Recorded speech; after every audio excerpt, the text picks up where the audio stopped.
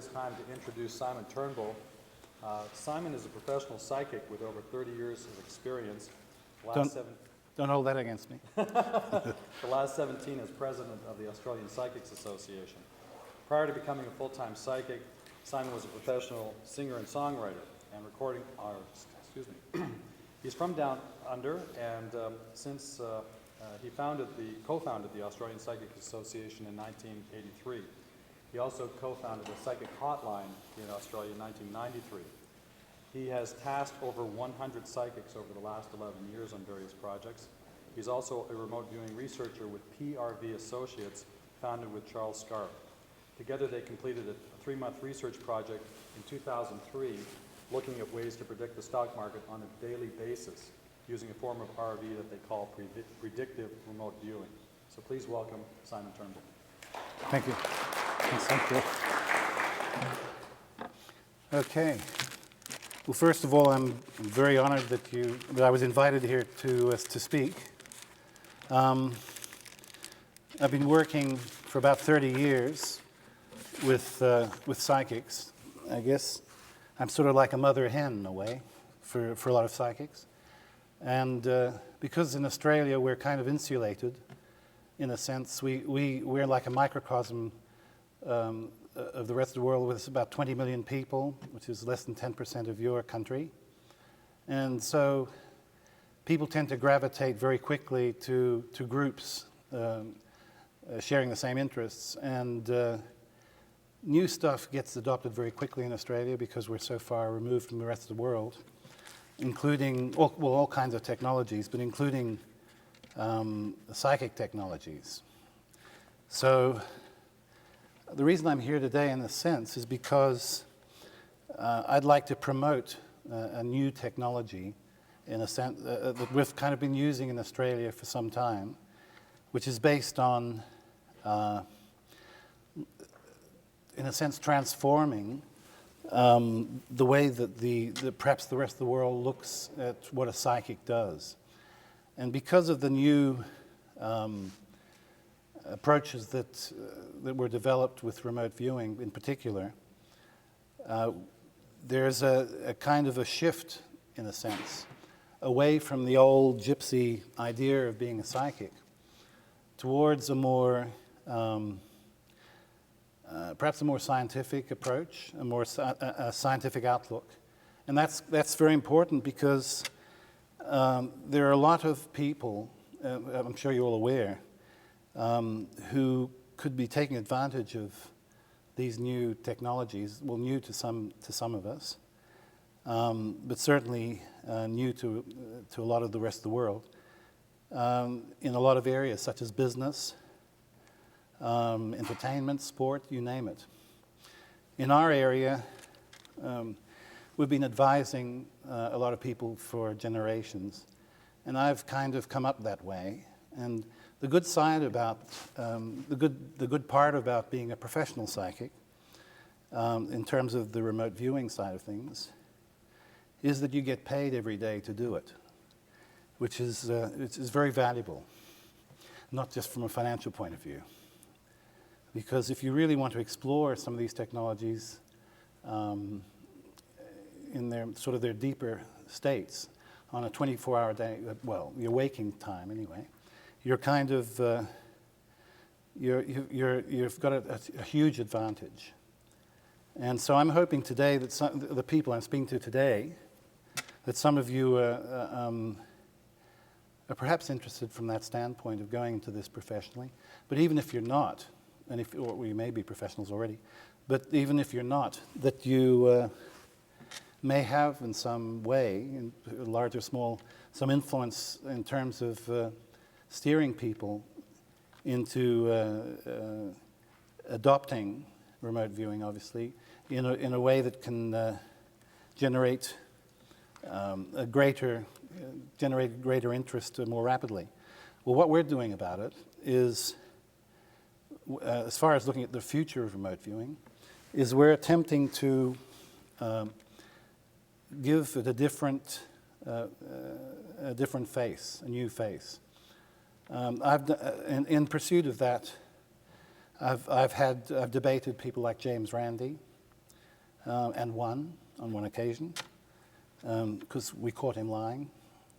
But that was on national TV in Australia, and he comes from, as John Alexander explained, he comes from a group of people who are really interested in maintaining a rage. There's sort of an inner rage, perhaps, against this kind of material because it goes against their prejudicial outlook as far as the way the world works. And in the case of extremists like James Randi, who's more interested in maintaining a position than getting at the truth, it becomes very obvious very quickly. And because I had a bit of help from Uri Geller, who I co-wrote, I actually edited a book with him, we managed to entrap James Randi on national TV because he's basically defamed Uri all his life. And Yuri's actually an extremely sincere person. He doesn't cheat. He doesn't do any of the things that skeptics say he does. And he's just not an intellectual. So they hold that against him. But he's extremely good at what he does. And his idea has always been to promote it from a sort of a fame point of view. Let's get more famous, then more people will get into what we're doing. Which is a little more, that's kind of the opposite extreme to the way that the people who worked with him back in '72, Russell Targ, Hal Puthoff, they kind of went the slow and easy wins the race, the research, which of course had to be done. Whereas Uri went off the other way. So, but both, the point I'm getting at is that both areas are important, and it's important to market this kind of this area in a way that the mainstream will adopt it quickly. So, although all of you people have got the awareness of how important it is, there are lots of people out there who could benefit from this. So that's kind of where I come into it, because my job, I've always been a promoter of psychic things. As Bill told you, I started the Psych Hotline in Australia, which was actually after Uri rang me and told me that they were making $750,000 a day. That got my interest. So I figured that there was some, and because people who use psychic hotlines, by the way, they have such a bad name in some places, but you'd be surprised how much help that it gives people to have psychics, and the remote viewing on. There's no contact other than audible signal. So they're not looking at face cues. They're not making it up, because people ring back. They've been doing this since we started, and they send people to ring back our services. So we know that we're doing some good with this, with our phone services, and also because it trains psychics to remote view a lot of the areas in the same way that, for example, Paul Smith and Lynn Buchanan do, but it's just slightly differently. So what I'd like to say about all this is, as far as today's concerned, is that one of the elements that we got involved in was predictive remote viewing.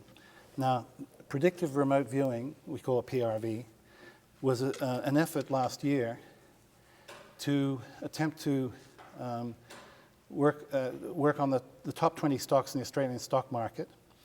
And my associate, Charles Scarf, who doesn't need the money, but he doesn't play golf. He doesn't have any other hobbies. He's just a parapsychology freak. He decided we should try to see how we could go with using remote viewing, predicting the future.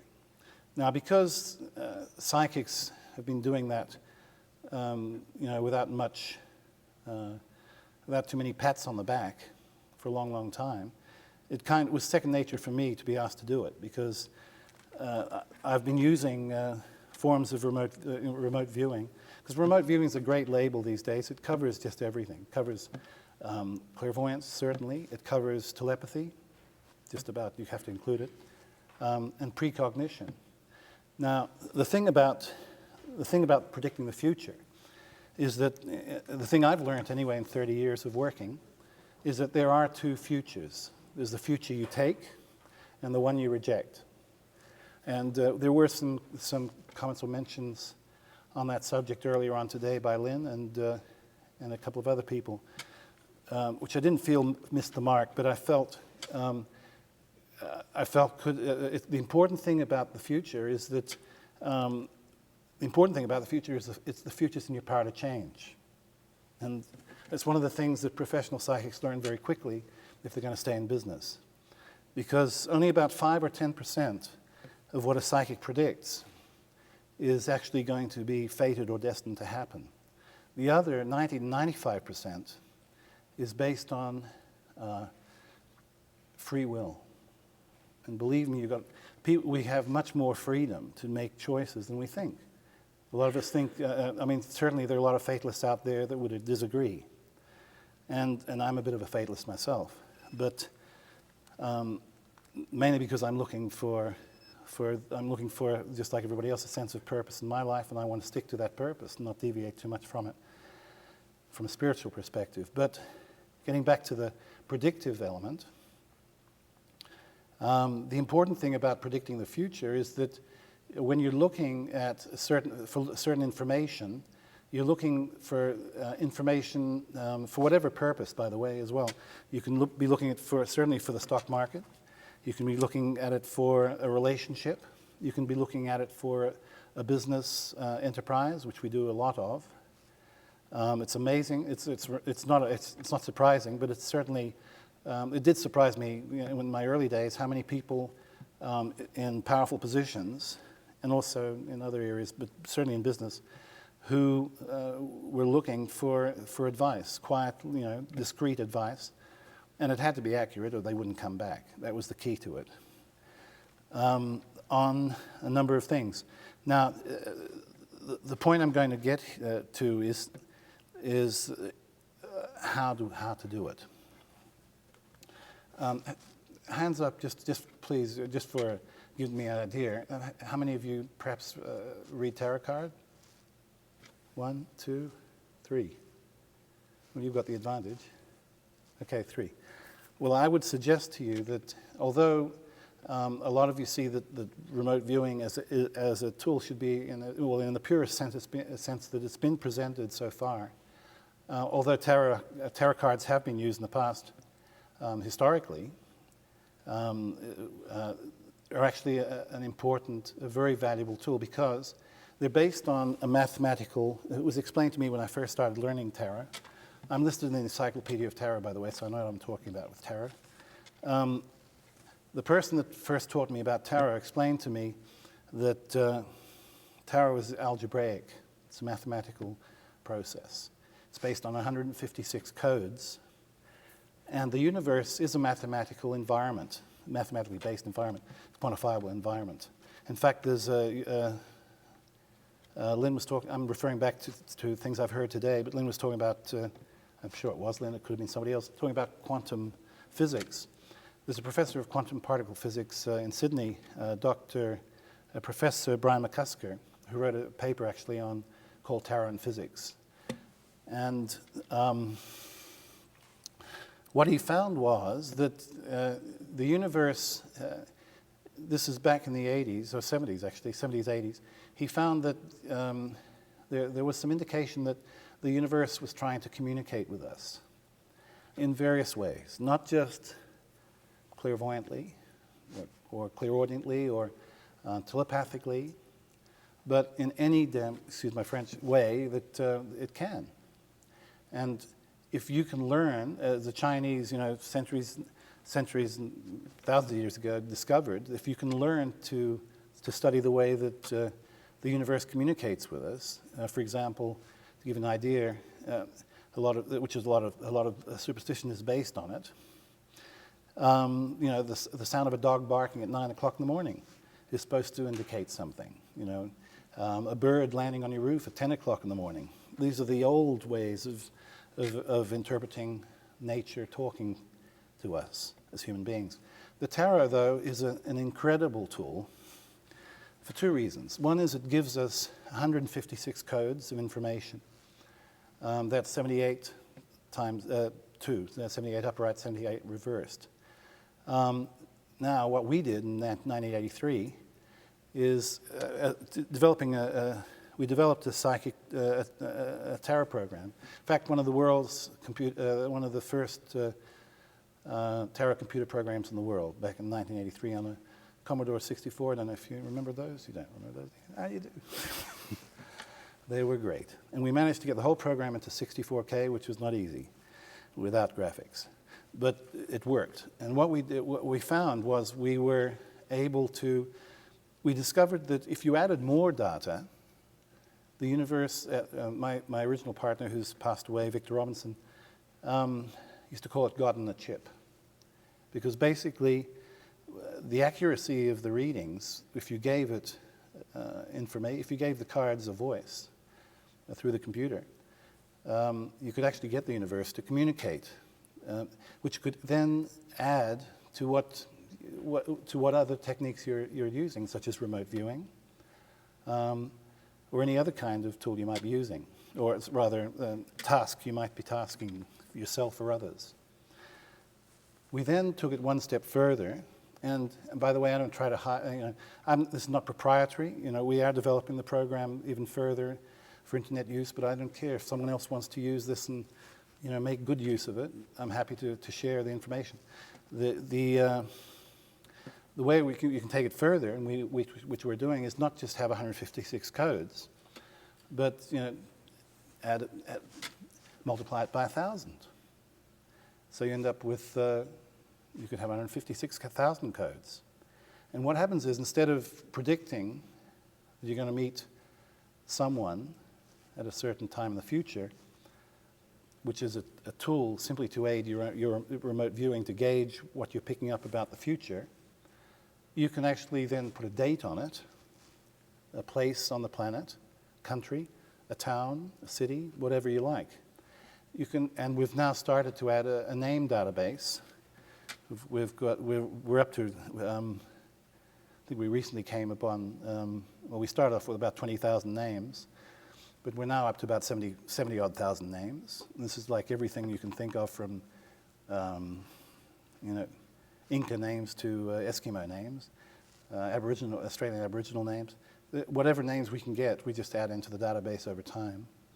And every time you add more information to this database, and you apply the principles of tarot, in other words, you get the tarot program to shuffle the cards, and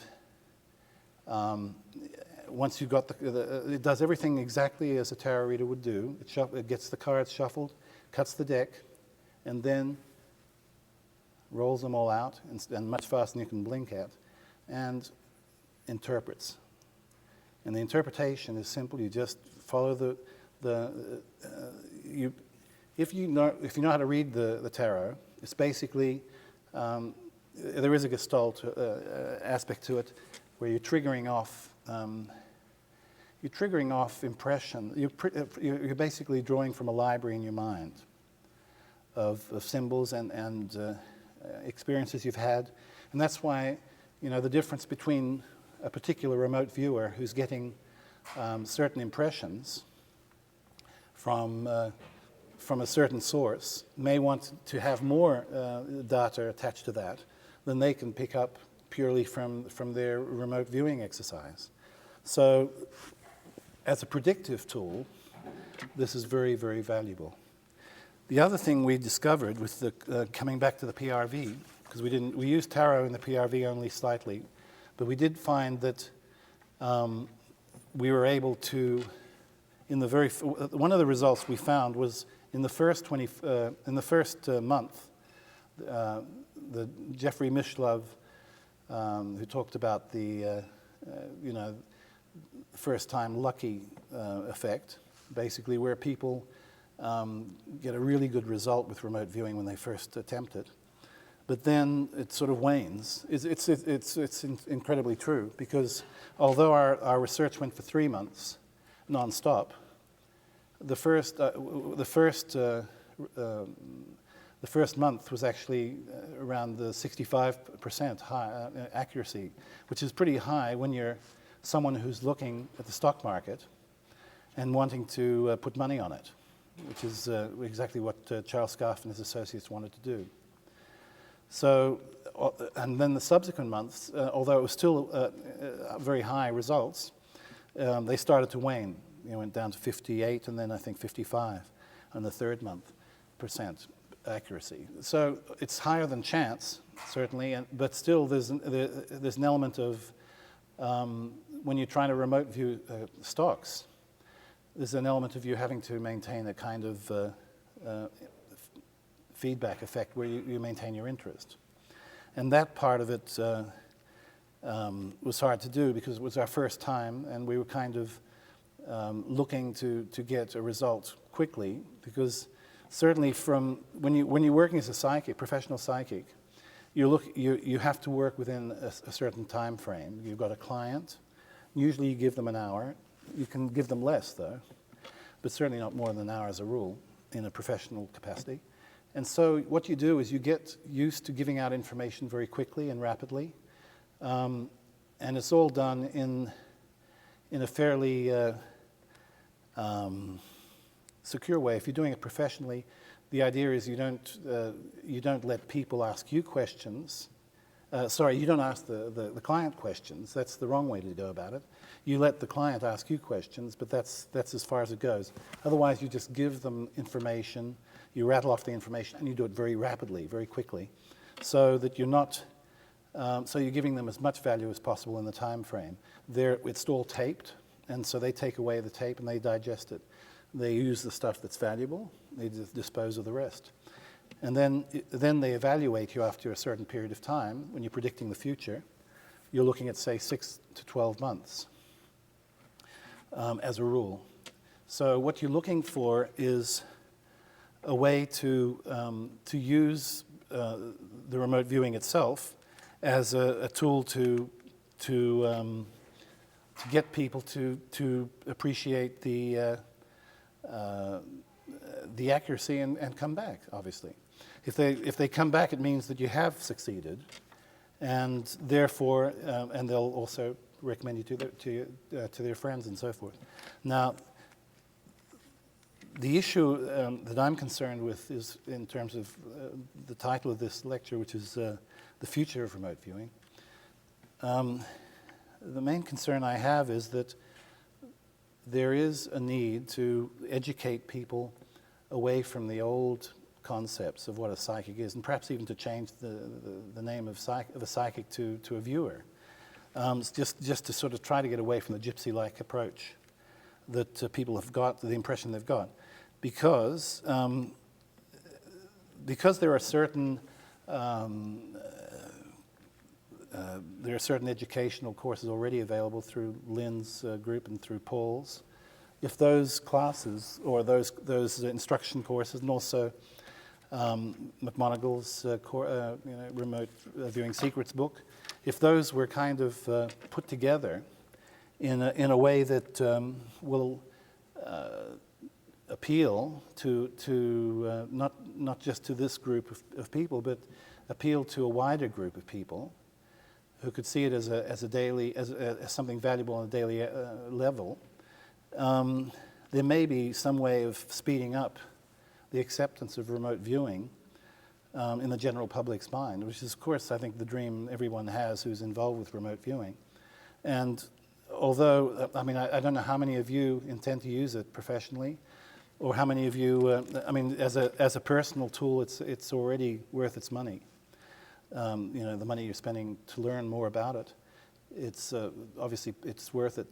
But if you've got some further sort of commercial ideas, one of them I feel it would be to set up some instructional school, in your town or your city, whatever, but have a kind of remote viewing course that goes right around the world, teaching the basics of remote viewing to people, and gradually, at the same time, promoting or marketing or doing some PR, some public relations, to get people to accept this very quickly, which is what I feel people are starting to realize is the way of the future. Because if too many people, if there are so many people now, certainly in our country, in Australia, there are so many people now who accept the whole intuitive process. They don't have a conflict between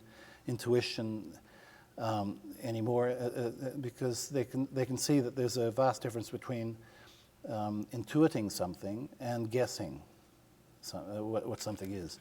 Because you're looking at the whole issue of training your mind to trust your intuition rather than get sidetracked by what you logically, analytically come up with and replace them. In fact, there's one of the ways that you can train your mind to do this very quickly, and I'm sure you've all done some sort of training, or at least read about some of the training available, but this is a technique that's very fast acting, which I'll share with you. And it's based on, it takes about 2 weeks to get a result with this technique. And it's the technique we teach it's a basic technique we teach all our students back in Australia. It's based on you spending about 10 or 15 minutes in the evenings usually, because that's when you're more in your intuition and your feeling state. And you, first of all, you have to give your mind a thought to think. And the best way to do this is to pick a thought that's non-threatening. And the most non-threatening thought would be, if your name was Susie, I love you, Susie. So you just say that, you get your mind to focus on that thought. And at first your mind will get bored thinking I love you, Susie, and it'll start to wonder and start to think about what you're going to do tomorrow, what you did yesterday, anything but I love you, Susie. So immediately you notice your mind doing that, drag your mind back to focus on the thought, I love you, Susie, and your mind will obey. Because the mind's very malleable, it just needs to know you're in charge. Then once you've got the thought, say I love you, Susie, in focus there, then you start to look for the feeling of loving yourself. And the importance around this is because you're looking to enter into a state where you can be aware of both what you feel and what you think you feel. Because there's a big difference between what you feel and what you think you feel. Your mind wouldn't know a feeling if it fell over one, basically. The best thing your mind can do is tell you what it calculates you feel. But if you're looking for an intuitive appraisal of a situation, you want to come from where your heart is. So you have to be where your heart is. And that, in fact, is part of the whole process of... Lynn also talked this morning about the New Age thing of being in the here and now. I think that what New Agers are really saying there is it's not about excluding other time frames, future and past, but simply it's about being aware of your place in the universe. And that's partly, if you do that on a feeling level, on an intuitive level, then you start to feel very empowered. And the whole idea of empowering yourself by being in your heart space, or by being in a state of not pure intuition, because nothing's pure, but by being centered in your intuition, it gives you a chance to control your mind.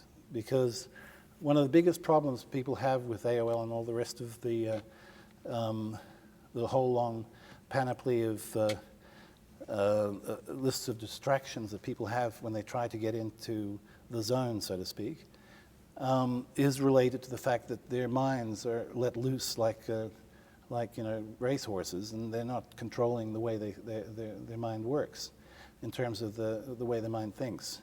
And so a lot of this, although there are lots of techniques that require you to, for example, Skip's work at the Monroe Institute, where they take you into this state and work you into a state of pure intuition, well, as close as you can get, as I said, this other meditation I've just listed will help you get there very quickly. And believe it or not, when you're, in my view, I see the future of intuition being something that people are going to use on a day-to-day basis in any kind of vocation, whether they're a shop attendant or whether they're a company CEO. They're going to need it they're going to use it on it once it's readily available and in a way that they can see the value of it. They're going to use it, and they're going to want it like instant coffee. They're going to want instant intuition, and they're not going to necessarily take the time to do the long, drawn-out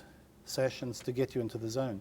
So that's why the instant approach of if you start off by tuning into to your heart space through this intuitive process that I mentioned, then you'll start to tune into you'll start to tune away from all the anxiety, stresses, and fears that you normally feel, and that's the important thing. So by focusing on when you get to that, when you're in the meditation, when you start to focus on as soon as you start to get some kind of a stress factor, you simply focus on the thought, "I love you, Susie," as I said. And then you'll find that when you come out of the meditation, after, say, about 10 or 15 minutes, then you'll start to find that two things. One is all the anxieties, stresses, and fears that you normally would have residing in your mind, assumingly, will have fallen like dust on the floor of your mind, in a sense. And they'll only come back, they'll only rear their heads. If they start to rear their heads, you can then go back into the meditation of the "I love you, Susie." They call it the "I love you, Susie" routine, if you like. And you can be walking down the aisle at Kmart, and if you feel stressed all of a sudden, you can't put your finger on why, just do the "I love you, Susie" routine. As you're walking down the aisle, you'll feel relaxed again. And that puts you back into your intuitive state. So it's a very valuable, instant approach to tuning in to your basic intuitive self. And that's what we teach that to our students in the beginning, because one of the biggest problems people have when they start training, any kind of training, and certainly for remote viewing, the more involved stuff, is that they have trouble telling the difference between their intuition and their logical analytical approach thinking. And they have great fears of getting confused. And the thing that professionals tend to learn early on is to tell the difference between those two states, so that you remove the error margin, because you can't ever be 100% accurate. You're always going to have information coming in that you find on the one hand, you feel very strongly about, that you feel is accurate, and to the task you're after, whether it's a business decision or a political decision or a personal decision. You want to be able to feel strongly about it, and so what a professional psychic tends to do is they learn through that technique that I've just described. They tend to learn how to trust their intuition to the degree that they can take on board the strong impressions they're getting and discard the weak. So in fact, when they give the information to the client, they only give the information they feel strongly about. The stuff they've got doubts about, they'll either own up they have doubts about it or leave it out altogether. That doesn't mean, of course, that information you're picking up or remote viewing is, if it's weak, that it's wrong. It just means that you by not giving it, what you want to do is to try to reduce your error margin. So to do that, you really need to be hard on yourself in a sense. You've got to really trust. You have to see yourself in a sense as though you're somebody else, so that you can feel on top of it, so you can feel empowered, basically. If you do this meditation, the one I described, for about 2 weeks, it only takes about 2 weeks, you can stop doing it. And just do it whenever you feel the need to top up, in a sense. so that, as I said, you only do it whenever you feel stressed or whenever you have a task that you want to accomplish and you need that extra, extra grab. And that will really cover you for the rest of your lives. Because what it will do is it serves two purposes. It serves to remove the stress and the anxieties and the fears, which we all have to some degree or other, and it puts them aside. It parks them somewhere in a room in your mind. You can't get rid of your fears. Once you've got them, you can't get rid of them. You can have therapy to try to contain them, but if you can really identify them, just put them aside in a room where they can't do any harm, then your corridor of life is free to move forward and see whatever it wants to see without the fear. And that breaks down a lot of barriers, especially with remote viewing, because when we go into the remote viewing techniques, especially in the early days, we tend to get sidetracked so much by the noise that, as Patrick was saying in his talk earlier, that we get discouraged, and that's natural. So this is why this, as Lynn was saying too about gambling, or lotteries, the same thing applies. It certainly means that you have to. The point is that you can achieve some accuracy if you remove the anxieties and the stresses and the fears much more rapidly by identifying the state of mind and parking it away from you. It's still part of you, but you're not letting yourself get into that area. And you're doing it by virtue of going back to what you feel. And the reason why it's very important to do the I love you routine is because to the degree you don't like yourself is to the degree you're going to not be able to reach the zone. I say this from personal experience, but also with the people we've taught. The ones that have done really well as professionals coming up through the ranks have done it because they've been able to get rid of their fears. Well, when I say get rid of them, they still have them, but they're not jumping up in front of them. They're not in their face. So that means that they can more rapidly get valuable information that's objective, because when we first start working as psychics or viewers, what we do is we're doing it first of all for ourselves. That's why a psychologist or a psychiatrist becomes a psychiatrist to treat themselves. They want to understand themselves first of all. Well, a psychic wants to make their lives better in a different way. So it's important to be able to love yourself, and if you don't love yourself enough, that's a huge barrier. And so this meditation I've given you will help you to the degree you don't like yourself, and you might not have a big problem with that, with liking yourself. But to the degree you don't like yourself, you need to not be in denial about it. But at the same time, you don't have to sit in a cave for 5 years to get in the zone, so to speak. You just work with that meditation to start. If you're saying "I love you, Susie" to yourself, and you're not letting your fears, anxieties, and stresses get in the way, and say no, you don't, or you have reason not to love yourself. Remember, your parents didn't like you, or whatever the causes that stop you reaching your intuitive state, those can be contained by reaffirming the fact that you do love yourself. And it's very, very fast acting. This does not require a lot of time, and certainly you don't have to pay Anthony Robbins 20 grand to get there either. So the point is you can do it all yourself. So at this stage, how are we going for time? A little bit. Okay, at this stage, what I'd like to wind up with on this is that my point, the reason I'm here is because I put in a paper to Skip and to the others that there may be some way, because the remote viewing community is fairly insular on a certain level, I say that because I've been outside of it and I've looked in. And I can see that the remote viewing community needs to be able to promote itself in a way that, perhaps not in the same way I do, the hundreds. I represent quite a sizable body of Australian psychics, well over 300 professionals and over 1,000 members, which is not bad for a small country like ours. America should be able to do 100 times better.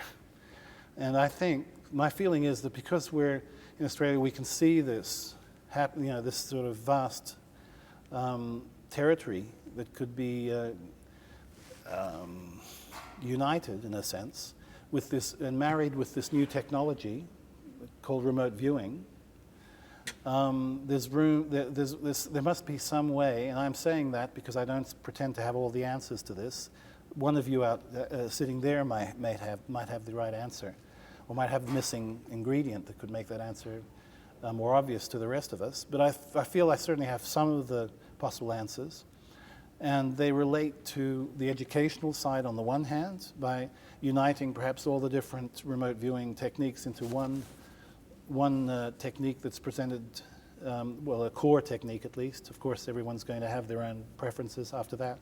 But a core technique, basic technique, that is then put sort of forward by the IRVA on the one hand. And then on the other side of the coin is the public relations. And of course, you don't dress viewers in togas with earrings in their noses or whatever. To try to get your point across. So obviously there's a public relations approach that needs to be put into place. But my feeling is it can be sped up. The interest can be sped up so that remote viewing isn't a niche area of interest as it is in Australia. And one would hope it's not. Well, I guess if you're, the percentage is the same, it's the same here to a certain degree. But my feeling is that that's going to speed up dramatically. And I kind of feel that that's where it's going to, that's where it's headed anyway. And I'm just sort of voicing that a bit earlier. The general public, once it adopts remote viewing as a general practice, general psychic technique, it will take it on board if it's presented in a way that they can digest, because the general public. The people sitting here today are really early adopters, and as early adopters, we're kind of pioneers, just like Russell Targ was once upon a time, and still is. But but there comes a point where things become massively, the masses accept it. And really finding a way to do that is what I'm about. And, I've come over here basically for that reason, to find a way, to see if there's a way of making that happen. And I've gone through most of my notes. I had a whole lot more stuff, but I think we're down to ground zero here. So any questions? Yep. Okay. It's very, okay. All right. First of all, it's very simple. No, that's a very good point, because I was wondering how many people. Yep. Oh yeah, the question for the. Okay. The question was, could we repeat the instructions for the meditation, which will basically, okay, just so people can follow, the ones that didn't get the recipe. Basically what you do is you find a space where you're going to be undisturbed for about 15 minutes. Phone off the hook, no one coming in. Best at night, because that's when you're winding down in your feeling state. In the morning, you're getting ready for the affairs of the day, so you're in your logical, analytical state. Okay, the next stage is you look for, you have to park your mind, you have to get your mind trained. You have to really train your mind to do whatever you want it to do, not to be distracted, or to be distracted by the noise. So what you do is you give your mind a thought to think that's non-threatening. And the most non-threatening thought that your mind can think is, I love you, whatever your name happens to be. I use the word Susie because hopefully there's a Susie here. If not, just use whatever your name is, and keep referring to that until you've got. If your mind starts to wander, then immediately drag it back. Focus on the thought, "I love you, Susie," whatever your name is. Gently bring it back. Yep. No. Because I've heard if you get frustrated with yourself, that it starts to work worse and worse and worse. If you get frustrated, well, actually, well, yes, I'm sure that's true. If you get frustrated, don't get frustrated. I know it's easier said than done, but the thing is that some of you are going to, some of you are probably in numerology, you'd be double or triple threes, which means you think too much. So, and if you fall into that category, and I can tell you that if you give me your date of birth, but if you fall into that category, don't worry. That just means that you're highly intelligent, and that's why you think so much. But it's also because you rely too much on your mind and not enough on your heart. That doesn't mean your heart's not working, it's just that it's obscured a little bit. You have to work harder to get in touch with it. So this technique will work really well for people who get too much in their headspace. But there's nothing wrong with it. And if you get frustrated, you can be gentle about it, as you said. Yep, that's fine. But it will work if you're tough on yourself. In other words, just drag your mind back. Don't let it think about tomorrow or yesterday. Just to think about the thought, "I love you," whatever your first name happens to be, Bruce. So, is that right? Yeah. Right. So, see how I don't know how I do it. Oh, there it is. Okay, so, all right, so once you've got your mind focused on the thought, "I love you, Bruce," or whatever your name happens to be, then you can start to move to your heart, okay? And your mind will, if you notice your mind wandering away again, just drag it back, and it will eventually obey you. It's a beautiful thing about the mind. The mind will obey you, and it won't take you long. It's only 2 weeks. 2 weeks is the average. 3 weeks maximum, I'd say. Some can do it in a week. Now, when people first go to that second stage of getting in touch with their feelings, what happens is they do start to, some people break into tears, because the first time for a long time that they've been in touch with how they actually feel. They've covered up their feelings for so long with their thoughts. But don't worry, it doesn't matter what your reaction is. If you burst into tears, that's fine. If you don't have any particular reaction, that's fine too. So long as you do it, so long as you focus on the feelings and don't deviate from it, for about 10 or 15 minutes. Now, the first time you do it accurately, when you come out of the meditation, your mind, you'll notice this, your mind will be crystal clear. All the anxiety, stresses, and fears, as I said to you before, will fall like dust on the floor of your mind. It's a picture to sort of paint for yourself. But sometimes out of habit, in fact, it's practically guaranteed if your mind is overactive, out of habit, your mind will go back to the stresses and fears. So that's the time when you want to check that, you simply go back to the "I love you," whatever your name is. And eventually, after 2 weeks, you'll train your mind to do what you want it to do, which is more than half the battle if you want to be a good viewer. Because you have to learn to be objective about the thing you are viewing. Whatever technique you use, ARV, CRV, PRV, you name it. Whatever technique you use, you have to be objective. So you can't, when I see a client, for an hour, I'm not myself. I am them. So they have rented me for an hour. I'm a bit young to be a rent boy, but there you go. They got me for an hour, and so their feelings are my feelings. And when they go, I just disconnect. I gently pull the plug, and that's it. I forget about them until I see them again. And that way, I can just remain totally objective about what I'm doing, and then I can be truthful. You can see the truth much more easily, whether it's on a personal level, in your love life, in your work, your career, or whether it's a major project that you're working in together with a group of people. Okay, so after the 2 weeks are up, you should start to feel really empowered, especially if any of you are coming out of some unhappy cycle in your life, whether it's a broken relationship or the business has gone broke or whatever it is, this will put you back on track.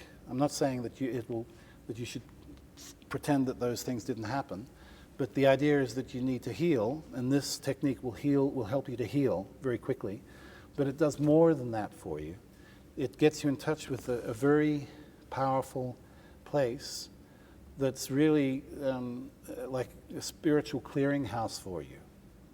And you become empowered because that universal intelligence, that's where it sends its energy inside of you first. So if you're letting that energy swamp you immediately every time you go into the I love you Susie routine or whatever you name it, Bruce routine happens to be, then that universe uses you in order to reach people who aren't tuning in. That's how the universe works. So we can use this with remote viewing. We can use this in our personal lives, just by learning to trust. It has to start, though, with being in touch with our heart, our intuition. Any other questions? Yep. Yep. My first question is, when you first developed your skill, Yep. did you have any physical concussion? When I first started to train seriously, I've had a very checkered background. The first person that taught me was an ex-Catholic priest. He was Polish. He wasn't going to make Pope, but he was a good tarot reader, and he taught me tarot and also basic psychic development. But I did my formal training in a spiritualist church, so I kind of learnt how to become a medium for about 5 years. I did that. It was very valuable, and I still use mediumship. Even when I'm talking to you now, occasionally I'll say something that I didn't intend to say, and it's like, it just came through. And I don't refer to it in my sessions when I do professional sessions, because a lot of people don't come for that reason. So I don't want to freak them out, or I don't want to. But I know I can sense when it comes, because it always happens and it happens, by the way, to all of us. So we're not immune from it to happen. I'm conscious of it when it happens, but all of us have got examples of it happening. When you say something to someone you didn't intend to say, it just spontaneously came out of your mouth, out of your head, that's when it's happening. So this is how we all affect each other. That was in that. So physically, I probably did, but I can't think of one. What's the other one? The other question is, do the lunar cycles ever Well, yeah, the lunar cycles do. The thing about external influences, it's a lot of talk. I've heard a lot of talk today about remote influencing. It seems to be a popular area of interest, even though it's discounted by some. I'm a believer. I happen to know that remote influencing works because I've seen it working in areas like healing, and as Russell said, in areas of praying, it works. However, sorry, what was the middle part? The lunar cycles, that's it. Well, as far as being influenced by externals, I'm aware of the influences. I certainly am, because I know I'm much more emotional when there's a lunar cycle. It's like like the menstrual cycle. It's a 28-day cycle, and in fact, if you have a lot of healing, a lot of health problems can be, you can actually predict them very easily. For example, people who have, those of you who studied astrology, you have a chart you're born with. The thing that most people don't realize, and even some people who are into astrology don't realize, is that cycle is a 28-day cycle, lunar cycle, repeats itself every 28 days of your life without change.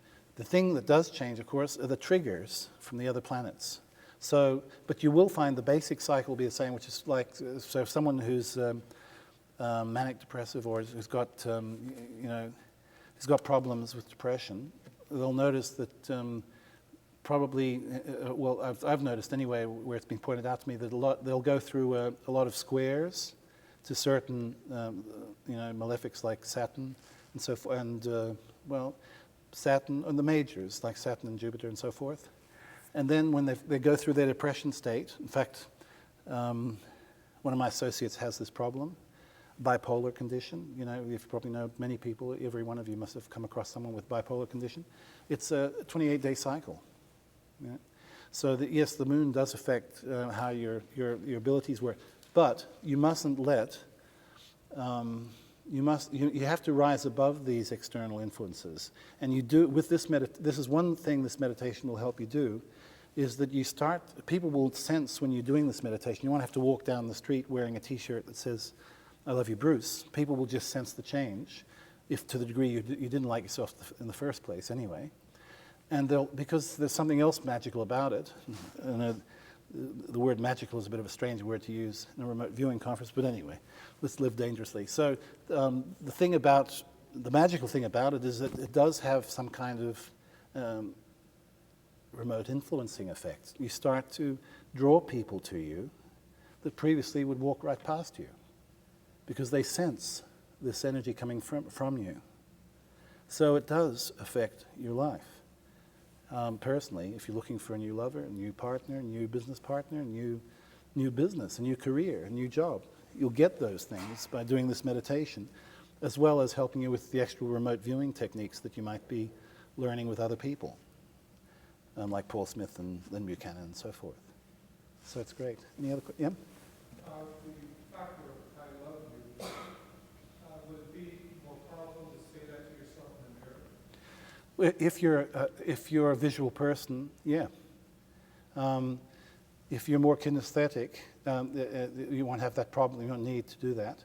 Or you can even, if you're more audial, you can put it on a tape and say it and play it back to yourself. It'll work in any way, one of those three, because you can't change the basic template you've got, your basic matrix, as they say. You can't change that matrix. In fact, there's no point in trying to change, become a different person than the person you are. So if you need that, if you use that tool to trigger it, because they're auto-hypnotic tools, and there's a lot of power in auto-hypnosis, as you no doubt know. Sorry. Yep. Sorry. All right. Yeah. What was the other part of the question? No, I just wanted to know about the effects of the mirror. If you go back in ancient times, they used a lot of that for scrying, and you want to create more powerful effects as a result. Okay. Well, you can do it with a mirror. You can do it with a glass of water. You can do it if you need an external focusing tool. I mean, that's why the tarot cards are so important, because you've got an objective tool that you're focusing on, so that your logical, analytical mind has got something to do while you're processing, you know, and doing your remote viewing in a sense. Yes. From the same standpoint, we use a astrological aspect. Would it be better to do it on a Jupiter or Sun hour versus a Saturn hour or Mars hour? Well, it depends on the effect you're after. I studied astrology. That was the first thing I studied before I did tarot. And I stopped only because, when I say I stopped, I still use it, but I stopped it professionally because it takes too much time, or it did because I used to calculate before computers. But so the answer to that one is yes, but it depends on the effect you're after. A Saturn effect will help you realize more of your ambitions. Why? Because you're a little tougher on yourself under a Saturn aspect. If you pick it through the moon is a great trigger. A Jupiter aspect is better if you're more laid back, if you're less stressed. But if you're stressed, you need to do it. You need to achieve something in a stressed mode, with a Saturn aspect. So, yep. In the process of saying I love you, would you not bring that under a Venus hour in terms of your love? Yeah, absolutely. And if you're, you know, if it's your sex life you want to improve, try Mars. It works. Yep. Missed a great opportunity with that you named Venus energies. Well, that's right. You know, we can't have everything. But we try. Yes, sorry. Okay, so any other question? Yep. Yes, Steve. The thing about dowsing, well, a lot of the external tools are very valuable, and certainly one can adopt all of them. The thing about dowsing, I personally have done a little bit of it, but not enough to say that to give you a whole lot of information about it. but I've heard from other people that, that in fact works. It's a great. It can be a great remote viewing tool. A lot of these objective tools are very valuable, but you need to trust. First of all, there are two stages. First, get to the state where you trust yourself, and secondly, then the tool won't be that daunting. And it's very important to remember that you are the most important ingredient in this process, not the tool that you're using. I only highlighted tarot because that happens to be my tool of choice. That helps me to predict, to do the timing, because a lot of predictions, a lot of clients want timing, and you have to. And the reason why people come back is because I'm accurate with timing. And I'm not saying it's because I'm special that way. It's anyone can learn to do it. You know, it's not. It's something that's an acquired ability, not something you're born with.